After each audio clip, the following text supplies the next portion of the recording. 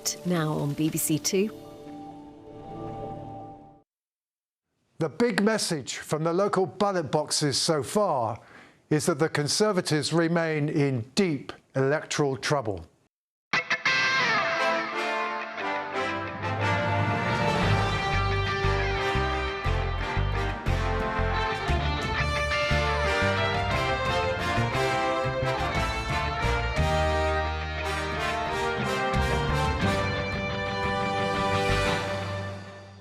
Hi, good evening. It's Friday night. As you know, we have a top Newsnight panel for you. Polling guru, Professor Sir John Curtice, our own political editor, Nick Watt. We've got Emma Barr, former Conservative Special Advisor, and Stephen Bush, Associate Editor and columnist from the Financial Times, who is an expert on Labour. Welcome to all of you. Now, 4 of the 5 biggest vote swings in by-elections from the Conservatives to Labour have happened in the last year under Sir Keir Starmer, including Blackpool South yesterday.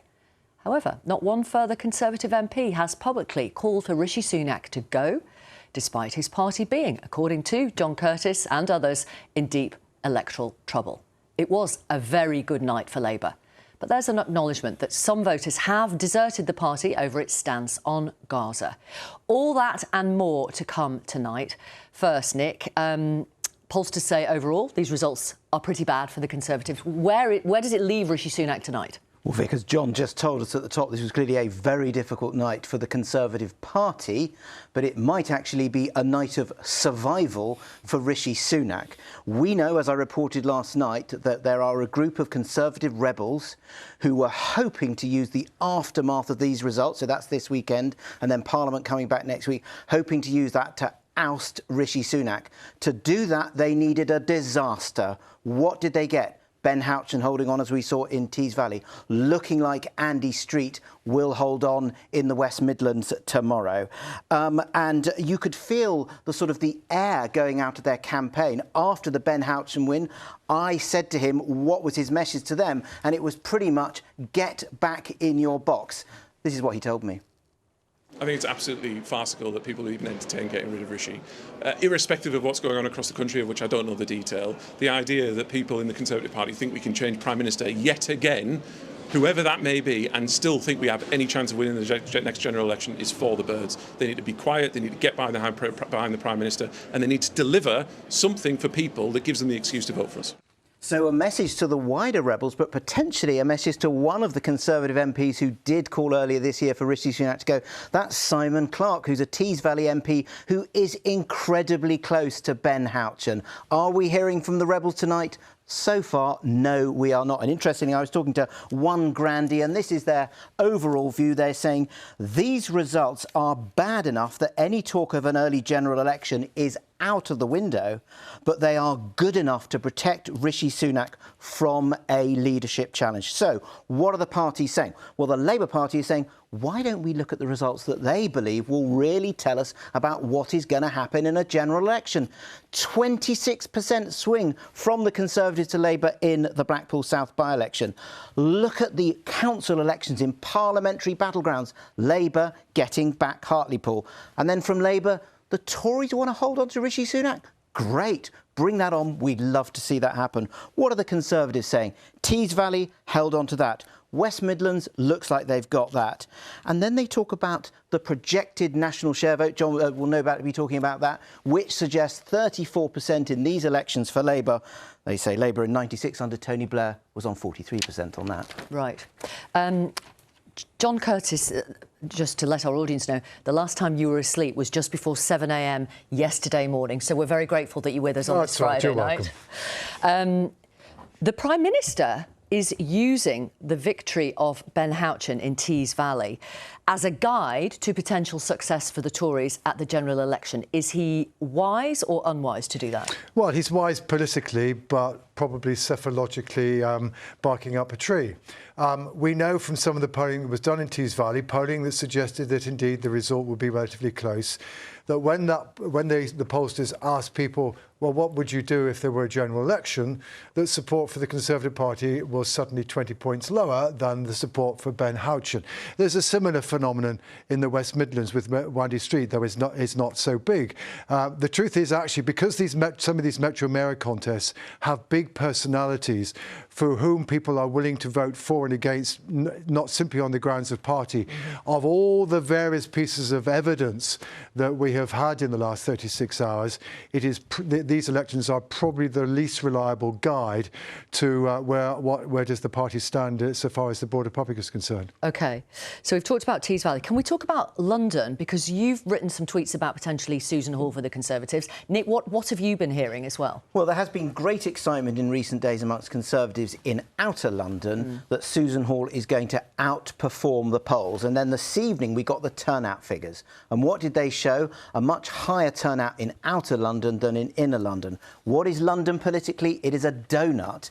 The outer area is traditional hunting ground for the Tories. The inner area is for Labour. So if the turnout is higher on the outer than the inner, that is potentially looking very good for the Conservatives. I do have to say that the two main parties are agreed on two factors about the London contest. One, they believe it is much closer than the polls would suggest, but two, the two parties believe that it is highly unlikely that Sadiq Khan will lose this election. They both think Sadiq Khan will be re-elected. The results tomorrow, not a vote has been counted. What intel are you picking up?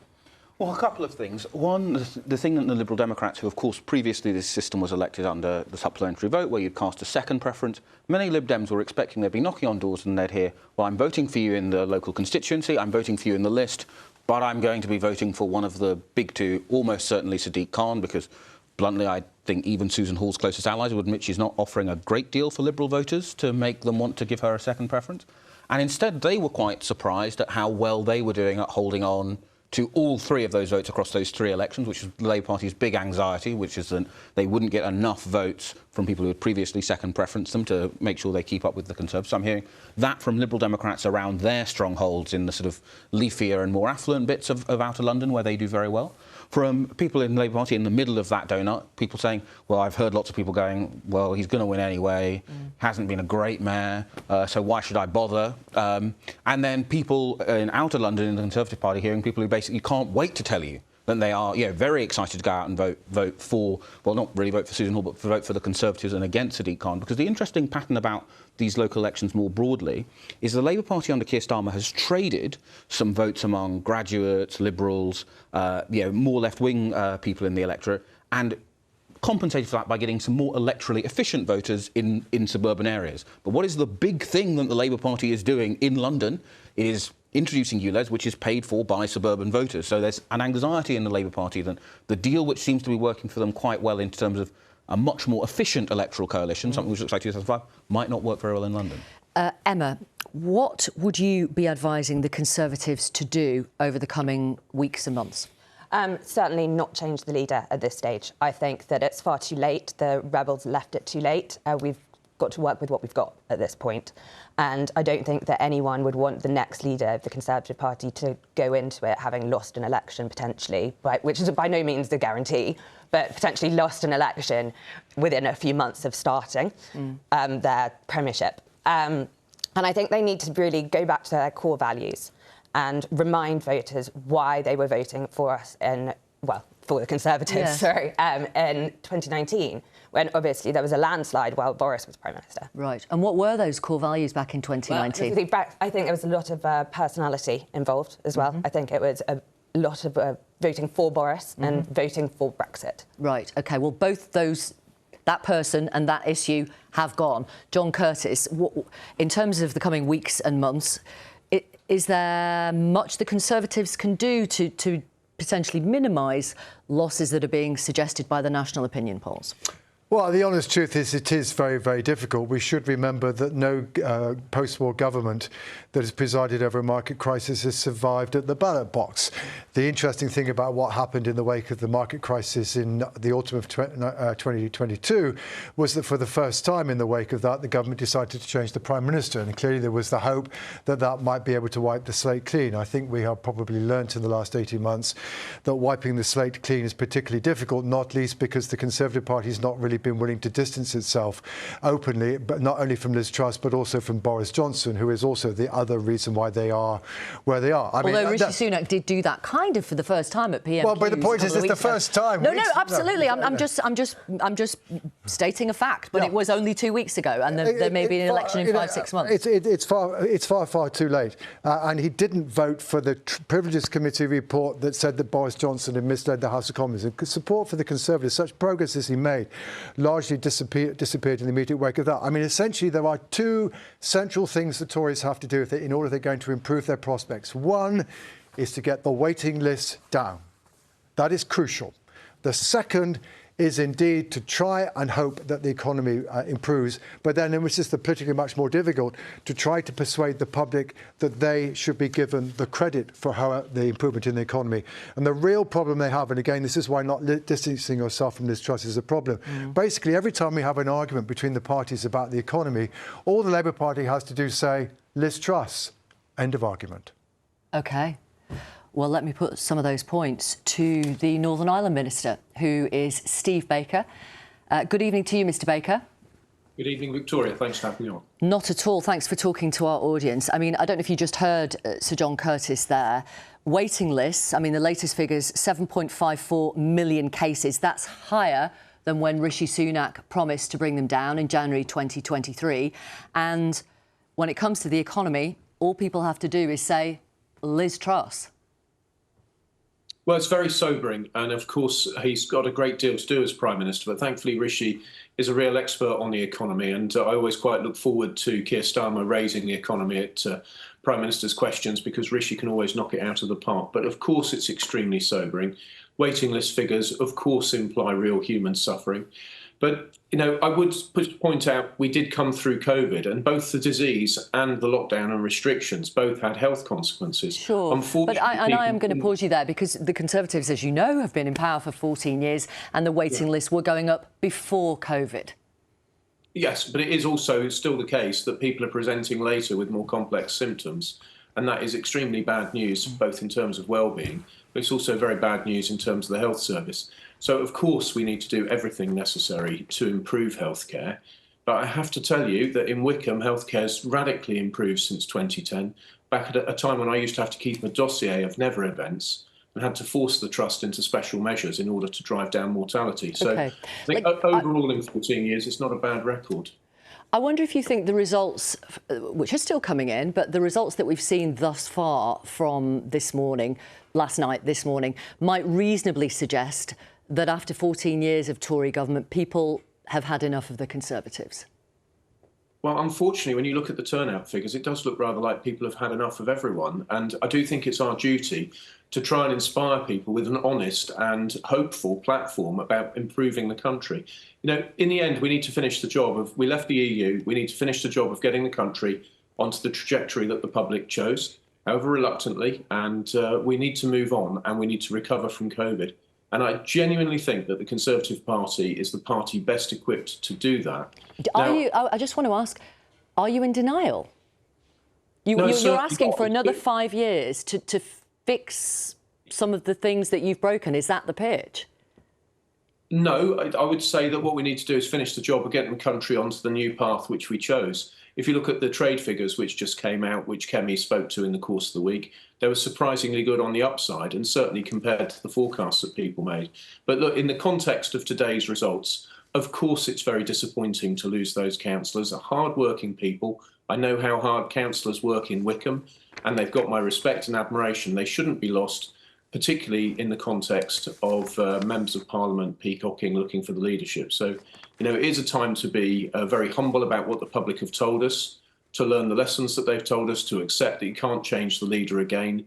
It would look absolutely ridiculous, a theme which comes up again and again on the doorstep. I mean, in terms of what the public is saying, obviously you'll have looked at Blackpool South. I mean, that's a massive swing. That's... Well, yes, but I would just say gently that we do, of course, calculate these swings. We all accept the arithmetic. But the big lesson I took from Blackpool South is that people stayed at home. You know, the vote was well down for the Conservatives. I believe the Labour vote was down by about 2,000. Well, let's talk about your vote, because in 2019, 16,000 voters went for the Conservatives. It was 3,000 yesterday. Are you saying that the 80% of your voters who are missing are going to come back at the general election? No, I'm not saying that. I'm just saying that they didn't vote. And, you know, I think it's just missing information in the puzzle. So I think that the humbling thing there is that they weren't inspired enough to turn out and vote Conservative. And you're going to be able to change that, are you, over the next 5 months? Well, that, of course, is our task, isn't it? I mean, are you going to be able to do it? Well, yeah, I believe that we've got a good chance of doing it. And certainly when I knock on doors in Wickham, I'm not hearing a lot of switching to the Labour Party. I really don't. What about reform? What are people saying to you about? To finish the point on Labour, I really don't think people are excited about a Keir Starmer government. That is not something I'm picking up. On reform, I'm not getting a lot of switching in Wickham. I note that people who were always going to vote for the Brexit Party are interested in reform. Obviously, I wish to approach those people again with spirit of humility and try and persuade them to vote for us. I mean, they nearly beat you in Blackpool, didn't they?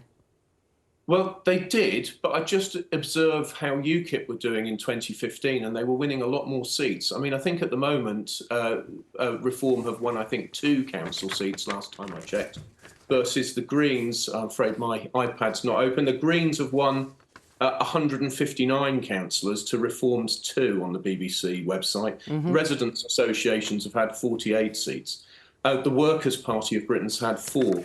So, you know, again, with great respect to Reform voters, it doesn't look like Reform's about to inspire people to install them as the next government. Okay. And they're not doing as well as UKIP in 2015. But what we have to do is offer an honest and hopeful pitch which can persuade people that they should put their trust in us for another 5 years. Very briefly, Mr Baker, you have a majority of just over 4,000. Are you preparing to look for another job? Well, I'm not preparing, no, but I would observe that in the boundary changes, I lose my most Conservative ward of Hazelmere. And so there are good reasons why people widely expect me to lose.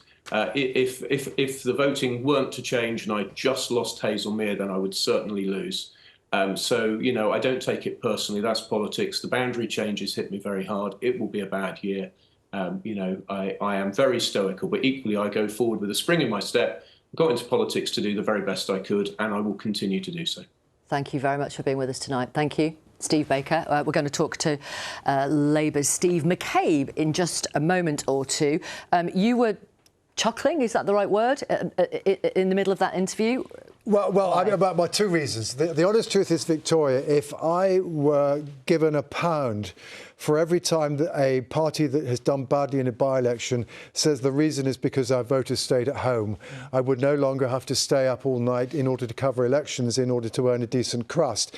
And the second thing I would gently point out to Steve Baker is that actually the fall in the turnout in Blackpool South was rather less than the fall in turnout in many a by-election in this Parliament.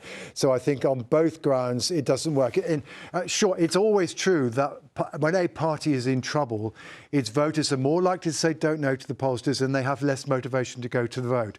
But that isn't a remedy. It's a symptom of the problem, of the fact that you've lost the confidence of many of those who voted for you. And while they may be the group who are most likely to return to you, they still have to be won over. OK. I'm going to let you go and get some sleep. That's very kind of you. I know it is. Thank you so much. Don't walk off yet. Don't walk off yet. Thank you.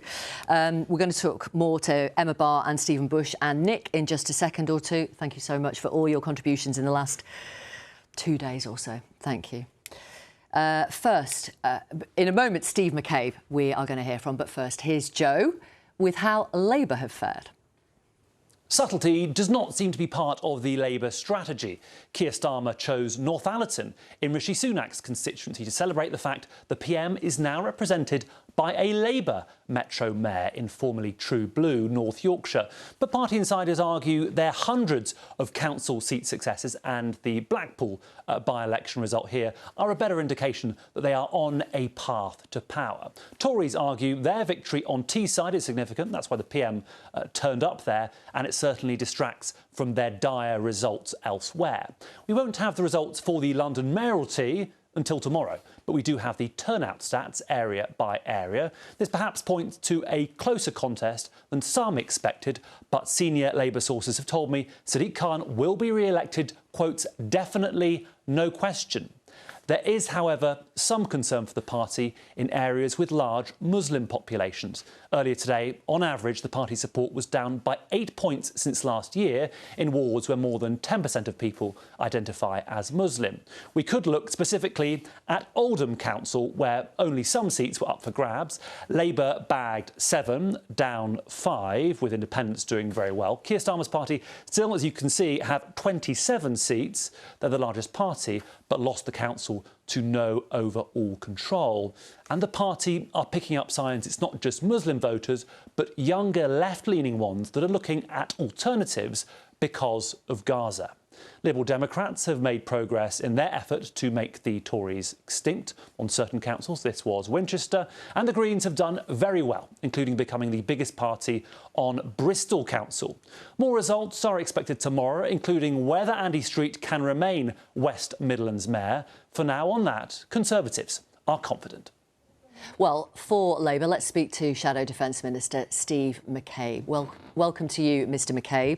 Obviously, you have been a long-standing MP in the Birmingham area. I wonder what you're hearing about the West Midlands mayoral race. Well, it's mixed, to be honest. I don't think we will be very clear until we're well into tomorrow. In certain parts of the region, the Labour candidate, Richard Parker, seems to have done very well. But there is some suggestion, as we heard earlier, that in areas where there are larger Muslim populations, the Labour vote may be down a bit. Right. OK, so that has your stance on Gaza is, what is it costing you the West Midlands mayoralty? Is that what you're saying?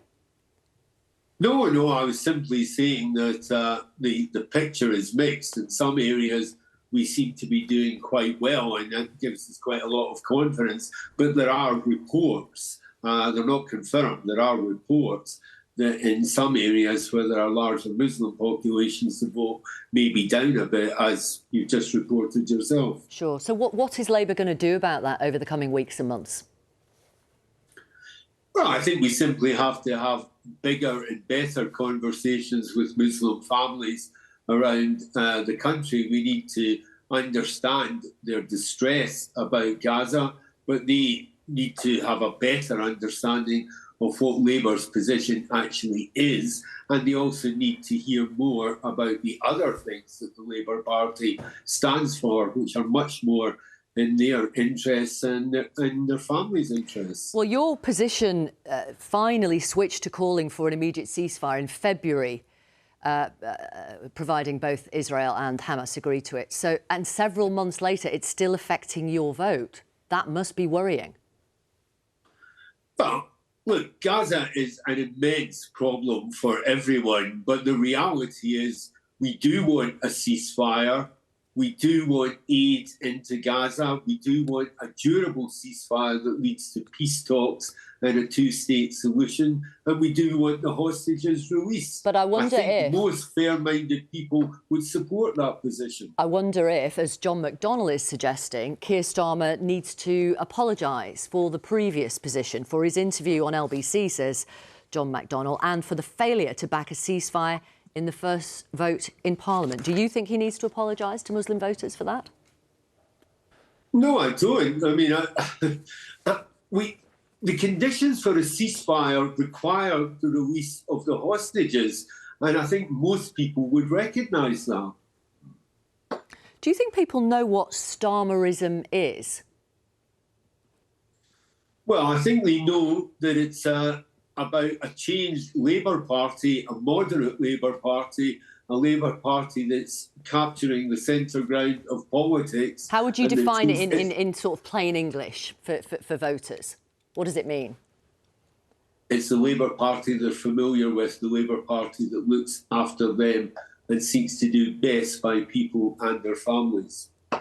And how will it be better for families if Labour do win the next election? Well, we will genuinely seek to make work pay. We'll seek to address the issue of homelessness.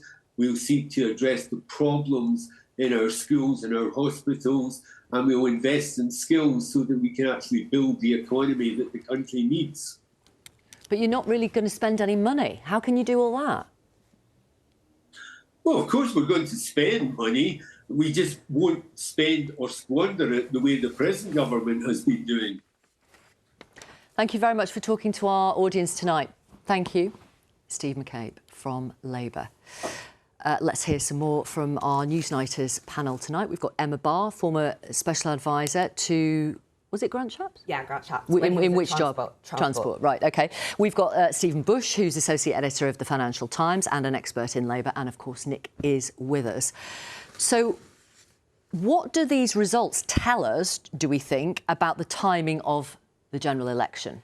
I don't think there's any chance of it being called earlier than October, November now, because, as was rightly pointed out, he's done enough to probably just cling on to the leadership and to quiet those rebels, but he hasn't done anywhere near enough to look like he's going to win the next general election. So it would be very foolish to call an early general election, in my view. What do you say, Stephen? The history of political parties when they look like they're going to lose always ends the same way. Gordon Brown in May 2010, John Major in May 1997. John Major in April 1992 is the only partial exception. He went a month earlier than he needed to because it was the anniversary of when he first met Norma Major and he thought it might bring good luck. Turned out he was right. But broadly speaking, when the government thinks it's going to lose, it waits to the last possible moment. The only question here is the last possible moment would be in January, which would be pretty grim for all of the activists and politicians involved. So we assume that the actual last moment is somewhere in November, December. Right. So from Rishi Sunak's point of view, Nick, he is going to be hoping that more than one asylum seeker who went voluntarily with $3,000 in his pocket, more than one gets on a plane and goes out there. But I wonder if he's...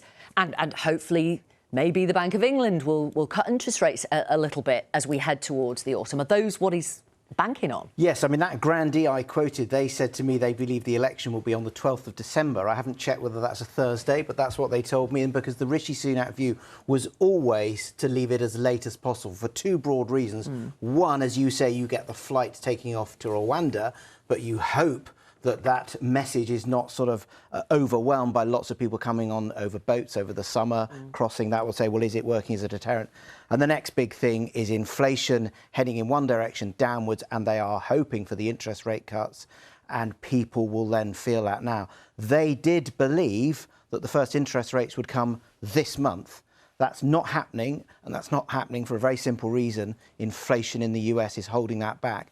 They now think the earliest interest rate cut we'll get in this country will be September. That's leaving it awfully late when you're talking about October, November, December elections. And we hear Conservative politicians saying, you know, as we head towards a general election, there's going to be much more scrutiny on Labour.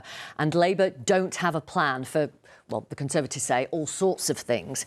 Is that going to put more pressure on Keir Starmer?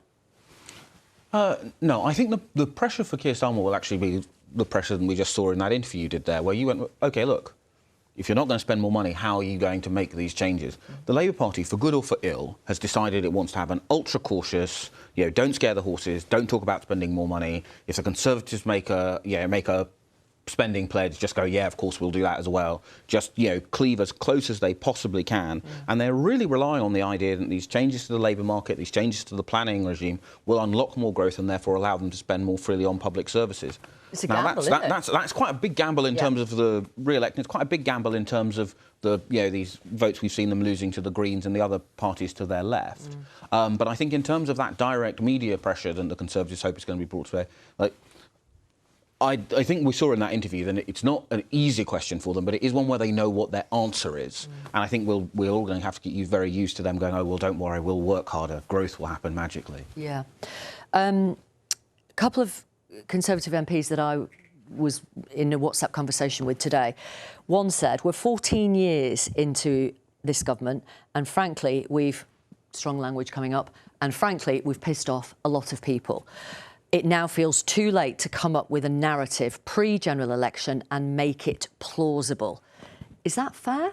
I think that's how a lot of people feel in the Conservative Party, particularly the grassroots. I think there's a lot of dissatisfaction with the party membership, particularly activists at the moment, not coming out not just to vote, but also not coming out to campaign. Yeah. And I think that one of the things that Richie really needs to do is reach out to his actual members as well, which is something that I haven't seen happen recently, but I really... He needs to reach out to them to get them out there to campaign. Yeah, from the moment he calls that election and we go into the 6-week campaign. Absolutely. Yeah. Kwasi Kwarteng today on LBC saying there's no such thing as a safe Tory seat anymore. And we heard Steve Baker, you know, he sounds like he's preparing to lose. Oh, yeah. I mean, most people in the Conservative Party, right up to the Cabinet, believe they are going to lose this general election. And their strategy now is to limit the scale of a Labour victory. They're talking about, hey, maybe we'll hold him to a hung parliament and it'll be a minority Labour government. Or maybe Keir Starmer will win a majority, but it'll just be a small majority. That is their ambition. Obviously, Rishi Sunak is talking about how he's going to fight and win the general election. But in the Cabinet, they're saying their best hope is to limit the scale of a Labour victory. But you look at the polls, you look at the council results, you listen to John Curtis, and that means that Conservative MPs with mighty majorities are mighty nervous. What is Labour going to do about the Gaza issue? Because Sir Keir Starmer has called for a ceasefire now, as long as Hamas and Israel both take part together. I think and despite doing that, sorry to interrupt, despite doing that back in February, we saw the losses over the last 24 hours. Well, I think the difficulty is that he can't really do anything short of inventing time travel, not give that LBC interview in which he appeared, well, basically did say that it was OK for Israel to hold off, you know, food, water and aid from the Gaza Strip. He rolled back on it 10 days later. 10 days is an awfully long amount of time, and there were lots. I think the really interesting thing, as a Labour criminologist, right, that there are lots of people in the Labour Party who, from the moment that interview aired, were screaming down the door saying, we've got to clarify this language, we've got to get this fixed. And members of the Shadow Cabinet. Members of the Shadow Cabinet. Well, we had a member of the Shadow Cabinet on that night. It was Emily Thornberry, and she didn't row back on it. She was trying to justify there was a lot of internal angst about it, and it brought into the surface a lot of the anxiety at the top of that party about this argument. And people go like, oh, you know, Keir knows what he's doing, but but the people around him, but the staff this, or the Shadow Cabinet need to be more involved in political decisions. Oh, Sue Gray needs to bring more politics into that operation. And although none of that is going to result in a threat to the leader, there is going to be an awful lot of internal rows, because basically there is no solution to their electoral problem on the Israel-Hamas war. That damage has been done, right? That clip is, look, I'm from Tower Hamlets, an area with a large Muslim population and a lot of social liberals, and every time I go onto Instagram, I see a friend from school, friend from home, who has one of those old clips, and they're still angry about it. That is not going to go away, and the Labour Party is going to continue to have a blame game about that, which will last for a long, long time. It will continue on in government. When they have their first set of, the Greens have done well here, if Thangam Debonaire's not re-elected in 2024, there are going to be finger-pointing about that for, the whole of Keir Starmer's leadership, basically. OK. Let's have a look at some of tomorrow's front pages, shall we? Front page of The Guardian, Tories crushed by worst election results in years, and a photo of Dua Lipa, who has been dreaming about Glastonbury all her life, she says. Front page of The Times, victory for Tory mayor helps Sunak cling on. FT weekend, Tory trouncing leaves Sunak with battle to avert general election rout. And the Daily Mail, Rishi plotters, quote, give up and go to the pub. Oh, then there's the Telegraph. Sunak, we have everything to fight for. And then there's the Express. Rebels kill plot to oust Rishi. ... for now. That's it. Thank you so much for being with us this evening and for giving up your Friday night. I really appreciate it. Surely you should be doing something else instead, but thank you. Finally, some non-election news. Gavin and Stacey will be back for its final ever episode this Christmas Day on BBC One, as revealed today by its co-writers Ruth Jones and James Corden. Although it's called Gavin and Stacey, actually it's Corden and Jones's roles, Smithy and Nessa, who've captured the imagination in recent years. Smithy and Nessa aren't a couple. They do have a love-hate relationship, and they do have a son together, Neil, who they co-parent. The only thing anyone who loves the show wants to know in the finale is the answer to this cliffhanger, posed at the end of the last Christmas special back in 2019. It still gives me goosebumps. Good night. I loves you. With all my heart. So,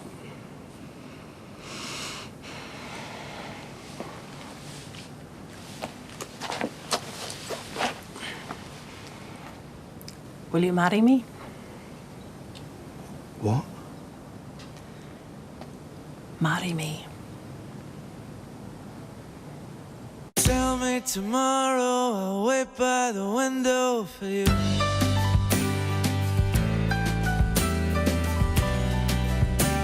I'll wait by your big house for you.